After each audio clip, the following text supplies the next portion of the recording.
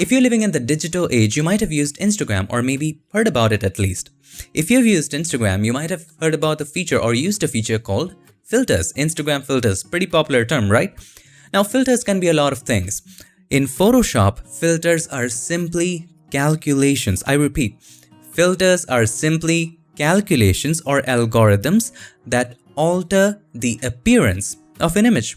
That's pretty much it. It can be a simple filter which probably just blurs the image, or a complex filter which makes your image look like an oil painting. Sounds exciting, right? So without any further ado, let's get started. So here we have two adorable dogs, and let's say we want to apply some filters to it. To access the filters, all you have to do is to click on filter. As simple as that. Now inside of that, let's apply an oil painting filter. So let's go to stylize and choose oil paint. Okay. You can just play with the values. If you click on preview, if you make sure it is checked, it's going to show you what changes you're going to see after you apply the filter. If you keep it unchecked, it's not going to show you the changes in the image, right? If you want to see the changes real time, in a lot of filters, you will have this preview option. So if you keep it checked, it's going to show you a live preview of your changes. Look how beautiful this looks now. You can play with all of these values called stylization, cleanliness. See what each value does for you. Each filter will have its own set of options and sliders that you can play with. Bristle detail, where do you want the light to come from? You can change the angle of the light, and you can also turn off the light if you want to give it a more softer appeal, and the intensity of the light as well. So I'm just gonna have a little bit of intensity, 0.5 is fine, and this is great. Although this filter looks nice, but what if I want to go back and maybe change the values of the filters? I would have to undo everything. So let's say we applied this filter, and then after that we did a lot of color grading, maybe a lot of elements are there that we added, and then we want to just go back and change the value of the oil painting filter. Inside of that, maybe we want to decrease the stylization or maybe add some more shine. We can't do it. If we directly apply a filter, it's gonna burn it to the pixels, right? Totally bake it in. There's no way to change it. And that's where smart objects kick in. And we touched on this topic a little bit before in previous lessons. So before we delve deep into filters, we need to understand how to make these filters non-destructive. And the way to do it is by simply converting the layer into a smart object before applying the filter. There are lots of advantages to it. So let's go back by pressing Ctrl or Command Z. All right. Right click on the layer and then choose Convert to Smart Object. Now this, my friend, is a smart object. We can actually name this adorable dogs. Always name your layers. This will help you keep things organized, because at the end of the day, you might end up adding a lot of layers and maybe even a few layers. But when you get back to that PSD, it will help you. It will make it easier for you to just locate where everything is and edit accordingly. All right. Now, once you have converted that into a smart object, you can see that by this logo right here. This logo tells you that this, my friend, is a smart object. All right. Let me just make the thumbnails a little large. And by the way, you might be wondering, how did I make the layer thumbnails large? It's pretty simple. You can just right click on the empty area. You can choose small thumbnails. You can choose medium thumbnails, large thumbnails. If all of these areas are filled, you can also click on this grid right there and then go to panel options. You can choose thumbnail size from here as well and hit OK. All right. This is a smart object. Now, if you go to filter, stylize and oil paint, and by the way, the last filter you applied will be at the top. So if you want to apply it again, just click at the top. It will apply it with the same values. If it's a smart object, you can change the values. Now, whatever value you apply, you hit OK, and then you can change the values later. If you click on this arrow right there, which is by default closed. By the way, if you want to always keep this arrow open, you can go to panel options, and then you can check expand new effects. All right. What happens is, let's delete the oil filter.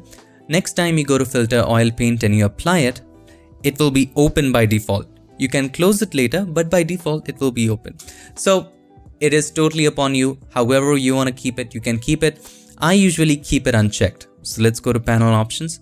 I keep it unchecked so that it kind of stays clean. If I want to edit it later, I can always click on the arrow and open stuff. Alright, anyway, it will be there if you convert it into a smart object. Now, here's the great advantage. If you double click on the oil paint, you can change the values again to whatever you want, right? You can change the cleanliness, you can change the scale, decrease the scale, increase the scale, do whatever you want. Change the lighting, change the angle, everything is at your disposal. You hit OK. Now there are lots of other advantages that comes with smart objects and filters as well. When you convert a layer to a smart object and then you apply a filter, you get one more thing right here, and that is a mask. Every time you apply a filter to a smart object, you get a mask on its own. So let's say I go to the oil paint, I increase all the values. So double click on it, I increase all the values right here. Scale and bristle detail just a little bit. Probably just a little bit of shine. Everything is looking amazing. The hair is looking amazing. I'm loving it. But the eyes are just not looking right. The nose is just not looking right. So let's say, what if you don't want to apply it on the nose, on the eyes? So we simply click on the mask, which already comes in right there. Mask for the filter. You click on the mask, take the brush, black is the foreground color, and you can take a soft round brush and just paint away those areas. Simple, with black. Now I know it looks harsh, but just wait for now. We're gonna take care of that. Now change the color to white. Remember what we learned? We press X, it toggles the foreground and the background color. So the background color becomes the foreground color and the foreground color becomes the background color if we press X. Alright, now we are painting with white on the areas that we want to just bring back the filter in. Okay, so just clean it up. It's pretty simple. And now it's looking much better. Alright, let's do it near the nose. You don't have to be super accurate. This is just a soft filter. We are trying to have fun. Now have a look how beautiful this looks. Adorable dogs. The hair looks even, the fur actually looks even more better. Let's do it for this one. And then clean it up by painting with white again. Okay, let's do the nose. There we go. And zoom out. Have a look at it. Let's look at the before and after. And by the way, this is going to show you one more advantage. And that is you can completely turn off the filter. And you can turn it back on anytime you want. So to turn off the filter, just click on the eye next to smart filter. And it's turned off. So this is before, this is after. Also, if you have added multiple filters, you can turn them off or on from right here as well. So right now there is just one filter, which is oil paint. So let's say if I were to apply one more filter to it, let's go to filter. Let's say we applied blur gallery and we applied field blur. We're going to talk about that in detail later. And we made sure that there is no blur on the face. We will talk about this later. Don't worry about it. There's high blur right here. We add one more point on the face and there is no blur there. One more point here. There is no blur there. And as it gradually goes down, the blur increases. You can also add a tilt shift for it. So let's uncheck that and let's choose tilt shift. And this is just to show you what we are doing here. So something like this is interesting. And we increase the blur. Just a simple effect. Okay.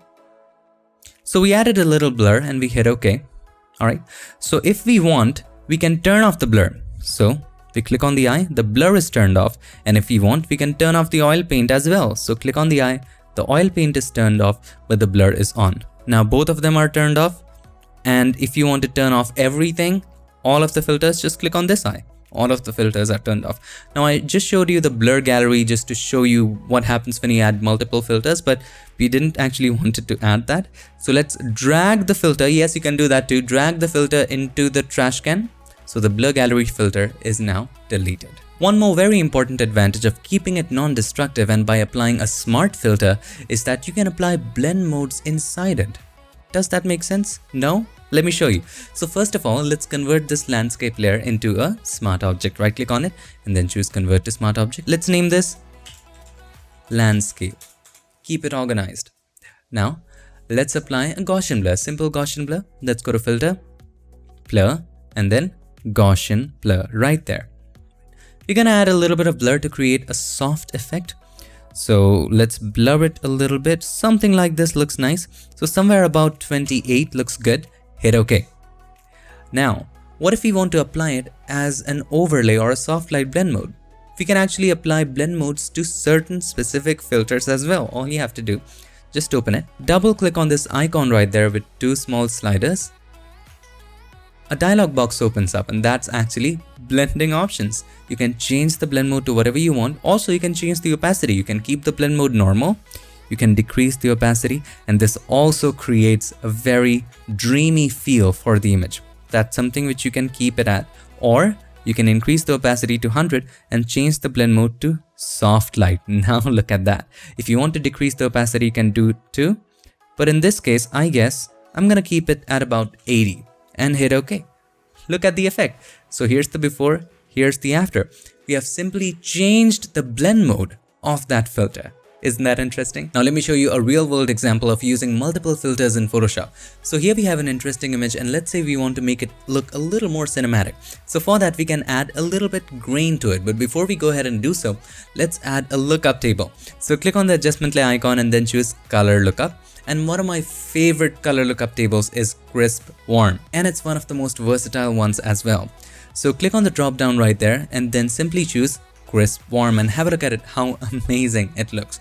Now of course this is kind of too much, so this is the before, this is the after. Too much, right? So let's decrease the opacity to about 35. That seems to be about right. Now let's go ahead and add some noise or grain to it, some realistic grain to it.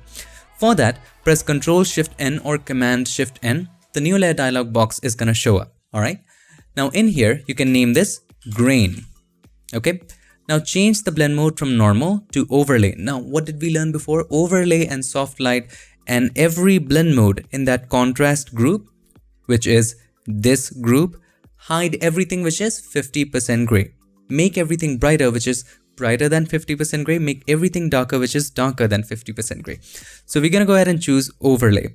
And if we check fill with overlay neutral color, which is 50% gray, it will fill that layer with 50% gray already. So hit OK right there. Now you cannot see anything, although if you look here, the layer is filled with gray, right? Doesn't make sense? Well, what did we just learn? Overlay is a blend mode which hides everything which is 50% gray. Makes everything brighter, which is brighter than 50% gray. Makes everything darker, which is darker than 50% gray. Right now, it's exactly 50% gray. So all of these areas are hidden, right? If you change it back to normal, you can see that this is just gray. All right, let's change it back to overlay. Now let's convert it into a smart object. Why? Because we want to have the ability to change the values of the filter later, right? So let's go to filter and then convert for smart filters. Hit OK right there. Now this, my friend, is a smart object. By the way, that was another way of converting a layer into a smart object. One way is right-clicking on it and choosing convert to smart object. The other way is going to filter, convert for smart filters, which is actually converting to smart object. So if we convert something to be able to apply smart filters to it, that layer has to be a smart object. So it's the same thing, just said differently. Alright, so convert for smart filters. When you add filter to a smart object, it becomes a smart filter. Alright, hit OK. Now this is a smart object. Let's add some noise to it. Let's go to filter, noise, and add noise. So now it's adding some noise to it, but it's very sharp. Look at this noise. It's so sharp, right? So let's go ahead and add an amount of probably 30. What do you think? 30 is okay. You can choose uniform or Gaussian. See what looks good to you. I usually go with uniform. And monochromatic, you would want to keep it checked, because if you uncheck that, there will be a lot of color noise. We do not want that. So I usually keep it always checked and hit OK. Now, as we learned, the noise is very sharp. We need to blur it a little bit. We need to make it a little softer. So to blur it, let's go to filter, blur, and Gaussian blur. Gaussian blur. Gaussian blur. It's fun to say it. Okay, so let's increase the radius to about 0.8 or 1%. What do you think? I think 0.8 is kind of too large. Let's go for 0.6. That looks to be a nice number. Now there's noise throughout. It's looking great in some areas, but not in all of the areas. You know why? Because when you take a picture with a very high ISO, if you have done a little bit of photography, you would know this, that the higher the ISO, the more the noise. And usually we see noise in the shadow areas, not so much in the highlight areas, right? It looks strange right now because noise is applied all throughout, even in the highlights, even in the shadows. We need to limit it to the shadows. To take it away from the highlights, we would double click on the right hand side of the layer and then take the slider of the underlying layer from right to left. This takes away the bright areas of the underlying layer or the layer that is lying under it from the current layer. In this example, it takes away the bright areas of the subject layer or the image layer from the current noise layer, right? So let's take it away. Right now, if we take it away, have a look, it's too harsh, right? So we need to make the transition smoother between the areas that are hidden and the areas that show up. To make it smoother, all you have to do is to hold the Alt key or the Option key, click on the slider to break it apart, and just take it further. Just like this. Now it's very, very soft, the transition. Have a look. It looks so nice with a little bit of noise added to it. If you zoom out, have a look. It looks so vintage, nice, interesting. You can also decrease the noise if you want to. You can always go back and change the noise. So you can click on this arrow right there. You can double click on add noise, hit OK, and then you can change the amount if you like to. So let's change it to 20, hit OK, and there is less noise. You see how we do this? If you want to increase the blur, you double click on the blur and then you can change the radius right there, Gaussian blur. All right, so there you go. That's how you can add multiple filters. In this example, we added two, add noise filter and the Gaussian blur filter. Besides that, we also did some blend if inside layer style dialog box. And we opened that by either double clicking on the right hand side of the layer, or there's one more way of opening it, that is right clicking on it and choosing blending options. All right. There you go. That's how you can add multiple filters, and here is a real world example of the same. And by the way, this is also a great way to add some grain to your images. Now let us talk about 4 of the most important filters in Photoshop. And starting with the first one, blur gallery. So in this image, let's say we want to create a shallow depth of field effect plus a cinematic style effect in this photo. So the first thing we need to do is to press Ctrl or Command J. Develop a habit of duplicating the background layer so that we always have a backup in the background. So press Ctrl or Command J. We have a duplicate. Now we will work just on this duplicate. You know why? So that we can look at the before and after as well, and that way we also have a backup. Anyway, we're going to convert this into a smart object, but still having a backup always helps. All right, we have a copy and we can name this cinematic. Okay, now let's convert this into a smart object by going to filter and then convert for smart filters, hit OK. Now we are going to talk about blur gallery, so let's go with blur gallery. So let's go to filter again and blur gallery. Now inside of that, any one of them you can choose. However, once you choose any one of them, a new dialog box will open up, a whole new dialog box. And inside of that, you can apply one of them or all of them all together simultaneously. We're going to be talking about 2 most important ones. The first one is field blur. As you can see, there is a point right there, and you can increase or decrease the amount of blur by using this slider. Now, since there is a point, what does that tell us? Well, since there is one point, there can be more than one point, right? Otherwise, there wouldn't have been a point altogether.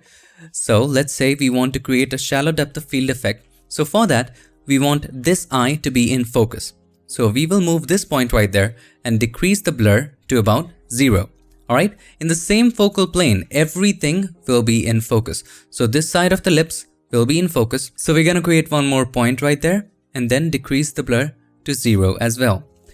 Let's do it with other areas. This area as well, I think it will be 0. Now gradually as it goes to this side, this area will have a little bit of blur. So let's create a point right here and add probably 5 pixel blur, and as it goes right here, a little more blur, probably about 12 looks fine. Here as well, we will add 5 pixel blur. Let's create one more point. Right here, one more, control the values. And look, at the same focal plane, we do not want much blur. So right here, we want very little blur. So create a point by clicking there and let's choose a very low value. 2 is fine. And from there, you can just zoom out and create a lot of points, as many points as you wish. So we're going to create some point outside. So for this one, let's go for a value of 50 plus. All right, let's create one more point right here. Looks interesting. Also here, let's create one point and we don't want to have a lot of blur. So we want to make sure that this point doesn't have a lot of blur. So click to create a point and decrease the blur to about 2 right here, or maybe even 1 would do. From the neck, the blur increases.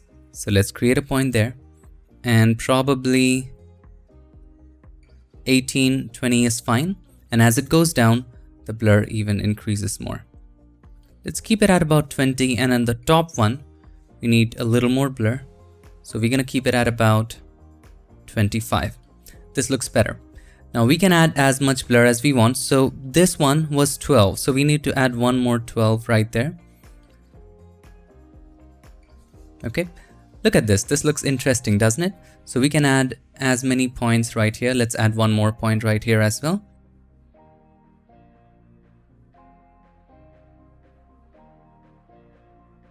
Now this looks pretty darn interesting, and that's what field blur actually is. You add a lot of points and you can add blur accordingly. So at the top, we actually forgot to add a point. Let's add a little bit of blur at the top. There we go. Now, along with field blur, we can also apply iris blur, tilt shift, path blur. Let's understand each and every one of those. We will talk about iris blur in detail, but before that, let's understand all of these. So for a moment, let's turn off field blur by clicking on this checkbox right there. And let's choose tilt shift. Tilt shift is pretty simple. Between these borders that you see, these solid borders, there would be no blur. The blur would be 0. From this solid border to this dotted border, the blur would increase gradually from 0 to whatever number you choose. So right now the number is 15. So let's increase it to about 120. So from 0, the blur will gradually increase to 120 up to this dotted border, and everything above that would be 120. Similarly, this area is completely 0, and from 0 right here, from the solid border to the dotted border on the other side, the blur would increase from 0 to 120 or whatever number you have chosen right there. And beyond that, it would be 120. As simple as that. You can also play with distortion of the lens and see how that affects the blur. You can also check in symmetric distortion and play with that. That's some advanced stuff, but that's basically tilt shift in a nutshell. Everything inside the solid border has blur 0, and it gradually increases from the solid border to the dotted border according to the number you choose. You can also use this ring to increase or decrease the values. You can move it around if you want to. You can add multiple points. So you can change the position of the border, of the dotted border, and play along with it. You can rotate it if you want to. So create different kinds of effects. We don't want it, let's turn it off. Path blur is simply, as the name suggests, a blur in a path. You can add multiple paths as well. You can change the shape of the path, something like this. You can add multiple points and add a blur like a wave. You can add multiple paths as well. Some interesting styles, and just play with the points. Okay, so this is simply path blur. The more speed you increase, the higher the speed of the wave there would be. So that's basically path blur. Let's understand the last one. It's also pretty simple. That is spin blur. The more you increase, the more spin there would be. You can also alter the shape of the ellipse. So you can drag it from the side to make it wider, drag it from the top to make it taller. You can rotate it if you want to. If you drag it from here, it will become bigger in size, maintaining the proportions. And now here you see 4 dots. You see the 4 dots inside? Okay, so we can bring them closer. So what they are actually, that if I increase the blur angle, you will be able to see it more clearly. Now this is a blur that uses a lot of processing power. So inside these points, the blur is at full intensity. And from this point to the edge, the blur gradually decreases to 0. All right, makes sense? Let's turn it off and let's turn back on the field blur that we added. Looks so interesting. Now after the field blur, we want to add iris blur. So let's go ahead and turn on iris blur. And it's also very similar to the spin blur. Similar thing shows up, right? But there's a little bit of opposite thing happening right there. Let's make it a little bigger. You would be able to understand. So this is an ellipse. You still have those 4 points. So here's what happens. Momentarily, let's turn off field blur. If you increase the blur inside iris blur, everything inside these 4 points has a blur 0. And from these points to the edge of the ellipse, the blur gradually increases from 0 to whatever number you choose. In this case, it's 153. So why don't we use this as well in combination to field blur to create that soft focus effect? Wouldn't that be interesting? So let's adjust it according to the face. If you directly move these points, all of them move together. However, if you hold the Alt key or the Option key, and then when you move, all of these points move individually. So let's adjust it just according to the face. So to the corner of the eyes, and this one to the head. Look at this now. Looks so much better, doesn't it? Now, of course, the value is too high. Let's also turn on the field blur, and let's decrease the iris blur all the way to 0. And slowly and gradually we will increase it and see what value works the best for us. So we're gonna go with somewhere about, let's go with 40. What do you think? Or maybe 35. 35 looks nice. We can always come back to this. Why? Because this, my friend, is a smart object. So hit OK once you're satisfied. And there you go, my friend. Isn't that interesting? Let's take a look at the before and after. So this is the before and this is the after. See that soft effect? You can always go back and decrease the values if you wish to. Now you can take all the time in the world to adjust the color, make it look more interesting. Let me show you a little example, and we will cover this extensively in later lessons. But right now, let's take a little look. The first thing I would do here is create a curves adjustment layer. Click on the adjustment layer icon and then choose curves. Click on this point on the very right and bring it down. This makes things darker. If you take it all the way down, this will make it absolutely black. So this much is fine. If you create a point in the middle and take it down, it would make the midtones darker. Right now it's too dark, so let's adjust it accordingly. This seems to be about right. Once you're satisfied, just collapse it by clicking on this button. Now with the mask selected, you can take the brush and take a hard round brush. And we learned this in the lesson for masking, layer masking. And just dab with black. Black is the foreground color. Dab on the face with flow and opacity at 100. Just like this. Now press Ctrl or Command T and adjust it according to the face. We are creating a spotlight effect right here. Okay. Looks interesting. We're gonna keep it something like this. Now we need to increase the feather because it's too harsh. So select the mask, open up the properties by clicking on this button, or go to window and then make sure properties is checked. Click on this button, this is the mask properties, and then increase the feather. See the effect? So we're gonna go with probably 350. What do you think? 350 seems to be a good number, or maybe let's just go 375. That's better. Let's take a look. Here's the before, here's the after. Interesting, isn't it? Now it's too much, of course. So let's decrease the opacity and slowly and gradually increase it to a value that you like. So for this example, we're gonna choose 70.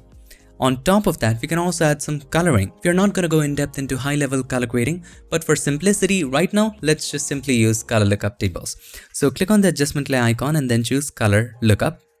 And let's choose something like tension green. Gives it a nice cinematic feel. But let's say we only wanted it in the dark areas, not in the bright areas. So use blend if again.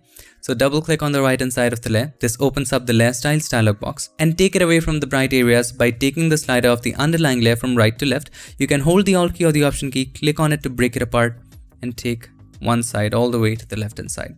So it gradually is taken away from the highlights, and as it goes towards the shadows, it is applied. So here's the before, here's the after. Now we need to add some warmth to the highlights as well. So for that, let's add one more color lookup table. So click on the adjustment layer icon and then choose color lookup. And this time for the warmth, we can use something like edgy amber, but we only wanted it in the bright areas. So double click on the right hand side of the layer and do just the opposite. This time we want to take this away from the dark areas. So hold the Alt key or the Option key, click on the slider to break it apart, take it further, and have a look, my friend. It does look amazing, doesn't it? Now opacity is kind of too much, so let's choose an opacity of about, what do you say, 60. 60 is good. On top of that, if you want more warmth, crisp warm, I already told you, is my favorite. So we're gonna go to color lookup again and choose crisp warm again. Now this time also only we want it on the highlights. So double click on the right hand side of the layer, take it away from the shadows, hold the Alt key or the Option key, click on the slider to break it apart, and there you have it, my friend. Hit OK. And just a touch of it, probably 20. 20 seems to be nice. Now I feel that the background is too harsh, there's not much gradient, so we can get back to this layer, the curves layer that we had applied earlier for the vignetting or the spotlight effect, and we can actually try increasing the feather to see if it works. Yes, it kind of softens the effect, but it's too much. So let's choose 500 right here. Let's write the correct number and not alphabets. Okay, 500 is good. Press Ctrl or Command T. We can make it a little larger. And a little taller as well. Alright, that looks much better. So this was the before and this is the after. Gives it a little more brightness and looks a little better. And to enhance it even more, you can also add some grain to it. So press Ctrl Shift N. We already learned this, so I'm not going to cover it in detail. Overlay, check, and grain. Hit enter or click on OK. Filter, convert for smart filters, hit OK. Filter, noise, add noise. Let's add about 35. Hit OK. And then if you want to blur the noise a little bit, go to filter, blur, Gaussian blur. And let's apply 1 for this one. 1 is OK. Now we want to take away the noise from the highlights. So double click on the right hand side of the layer. Blend if, hold the Alt key or the Option key, click on the slider to break it apart and take it away from the highlights. And there you go. Highly cinematic, amazing image. You can decrease the opacity of the noise if you wish to and slowly and gradually increase it to your choice. For me, I'm going to keep it at 90. And there you go, my friends. Super cinematic. I love this photo. Let's take a look at the before and after. Only if you're watching this in high resolution, you will be able to figure out the noise. But there you go. Here's the before. Here's the after. Wonderful. And this is something that I took my time to create before shooting this. So let me show you. Here's the before. Here's the after. You can take more time and make it look even more amazing. But that's the basic idea of blur gallery. There are lots of ways of adding blur and we learned the basics of how each one of them works. Now it's your turn to go ahead and experiment with each one of them, and there are also some effects that you can apply at the bottom. The next filter that we're going to talk about in brief is the liquify filter. It's also very important, and what it does is that, think of it like this. The liquify filter converts your image into a thick liquid which you can move around a little bit. Make sense? Let me show you an example. So here we have an adorable family. Let's first of all create a duplicate of the layer by pressing Ctrl or Command J. And we can actually name this liquify if you want to. So we're going to apply liquify on that. First of all, do not forget, go to filter, convert for smart filters and hit OK so that we can change the values later. Go to filter and then liquify. Alright. So what it basically does, as we learned before, it just converts it into a thick liquid that you can move around. So the first tool is just that. Look at the hand right there. Look at the finger moving around the liquid. So you can click on that finger. And then you can move around stuff like this. Make them funny. I'm just kidding. Don't do that. Alright. If you want to make cartoons and caricatures, that's a great tool. Also a great tool for repairing stuff. So let's drag it down and click on Restore All to reset everything. So that's the forward warp tool. The shortcut to which tool is W. On the right hand side, you would see some controls. So at the top, you have the brush tool controls. You can control the size of the brush by increasing or decreasing the size. Or you can simply use the bracket keys, square bracket keys, to increase or decrease the size, or the shortcut that I told you earlier about holding the Alt key, the right mouse button, and drag it to the right to make it bigger, drag it to the left to make it smaller, right? With the Mac, that would be Option and Control and the mouse button. We already learned that, just like the regular brush tool. Alright, this is the size. The next thing is density. Let's decrease the density first. Let's see what it does. Now the density is very low. And even if we take a big brush, a very little part inside it will move, right? Okay. If I increase the density, all of it will move. See how the difference it creates? All right, let's keep the density about at 40, 30, something like that is fine. Now pressure. Let's come back to the example of the thick liquid. The more pressure you apply, the more it will move with less action. Right? And the less pressure you apply, the more times you would have to move it and you would have to apply more action. So if you increase the pressure all the way to 100, no matter how little you move, just a little bit, it just moves everything. Okay. If the pressure is low, very low, you would have to move it a lot of times. It's just like the flow of the brush when you're working with the brush tool. Now let's just reset everything by simply clicking on Restore All. Okay, the next one is Rate, which is actually disabled in the forward warp tool but available in the other tools. We will learn about the other important tools as we work throughout this image. So let's say we want to bring the father and the son a little closer to the ladies of the family. So let's make the brush a little larger. We're gonna just increase the density a little bit. And then if we bring them closer, see, they're getting closer, but the problem is we are actually just pressing the little girl. We are making her a little thinner. We do not want to affect her shape. So here's what we do. First of all, let's reset everything. Click on Restore All. And then we want to freeze this area. How do we freeze it? There is this tool called the Freeze Mask tool. The shortcut is F. Click on that and start painting on the areas that you do not want to move. So we do not want to move her. We do not want to move whole of this area. Let's decrease the density. Okay, that looks pretty good. Now when you choose the forward warp tool, and now when you move the guys of the family, you see that they are not affected at all. Those areas are frozen.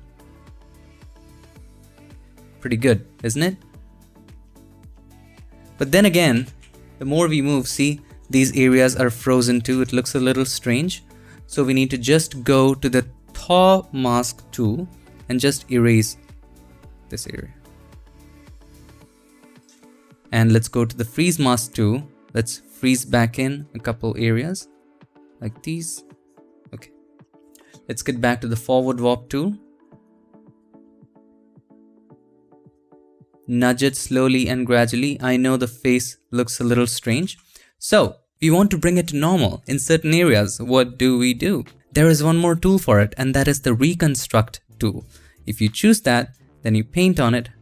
It'll bring it back to where it was wherever you paint. Now you're getting all the tools and how they work. So let's get back to the forward warp tool and slowly and gradually push these gentlemen a little closer to the family. All right. The secret to working with Liquify is nudging them slowly, keeping the pressure low and nudging them slowly, not moving them all at once. Also keep in mind that always keep this checked, which is pin edges. If you don't keep it checked, the edges will come off too. All right, so if you keep it checked, they won't. We'll keep it in control. But anyway, this looks nice. Let's take a look at the before and after. So this is before, this is after. They are closer now. Now you can erase the freeze mask by choosing the Thaw Mask tool and simply erase it, or you can delete all of it at once by dragging it down. Just click on Mask Options and then click on None. All of the mask is gone. Now if you zoom in, let's take a look. Here's the before, here's the after. The hair moved a little bit. So if we go back to the Reconstruct tool, we want to reconstruct the hair. Let's decrease the pressure a little bit. And we want to reconstruct this hair area. Bring it back to where it was. You getting how this works? Reconstructed the hand a little bit. There you go. Now let's talk about some basic tools right in here. First of all, let's just straighten this area. This area kind of looks strange. Let's make the brush a little smaller. Just make it look not so much strange. It looks kind of okay, kind of strange, but you understand how the tool works, right? Now there is this tool that we didn't talk about, which is the Smooth tool. Now what does that do? So let's say I was making her eyes a little bigger. So let's zoom into her eyes and just making the left eye a little bigger by the forward warp tool. Let's say we didn't do a pretty good job. We made it a little bigger here, there, and the shape is just not right. You see, shape is just not right. But it's bigger, it's kind of matching. So there is a tool to soften it, to smooth it a little bit. And that is the Smooth tool, as the name suggests. So click on that and paint on with it. It's not the Reconstruct tool, it just smoothens it. Look at it, it's now straight, but it's bigger. So here's the before, here's the after. It is still bigger, it's considering that, but it's just making it smoother and nicer. Look at it. Here's the before, here's the after, here's the before, here's the after. See how the Smooth tool works? Now there's one more tool called the Twirl Clockwise tool. If you click on it, it just does what it says. it just turns things clockwise. So let's say we wanted to turn the hand a little clockwise, we can easily do that. So zoom in, and then we just click on that. See, it's turning clockwise right there. Okay. If you want to turn it anti-clockwise, hold the Alt key or the Option key and then paint on it, it will turn it anti-clockwise. The next one is the pucker tool for making things smaller. So if say this area of the lips, you want to make it smaller, this area, you can just click on it. It will make it smaller. The bloat tool makes things larger. Click on the bloat tool, and we could have used bloat tool for the eyes as well. So let's say the left eye, she had them a little closed. You wanted to just make it a little larger. So you could make it larger with the bloat tool. So when you have the bloat tool open, let me show you one interesting use. If you want to make her hair look more, lush, you can just make the brush a little larger and paint with bloat tool right there, just to give that bump in the hair and make it look more lush. See that? Interesting.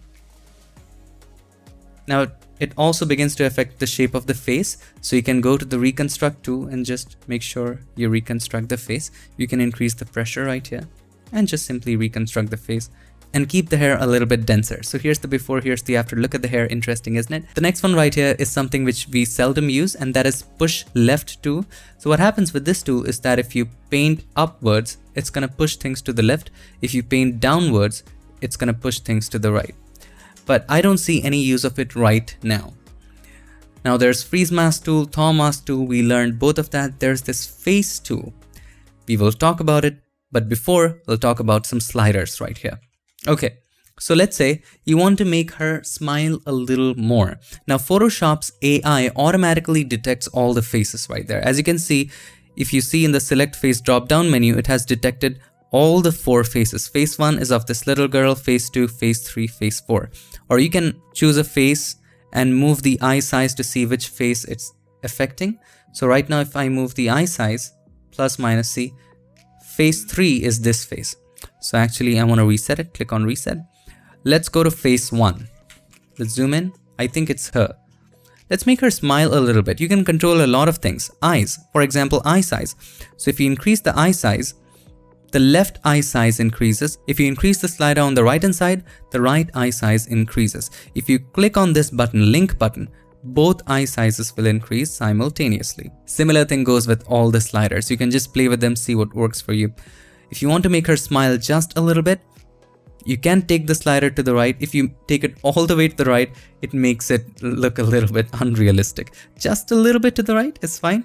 Look how nice the smile is. Let's zoom out. Hit OK. Looks interesting.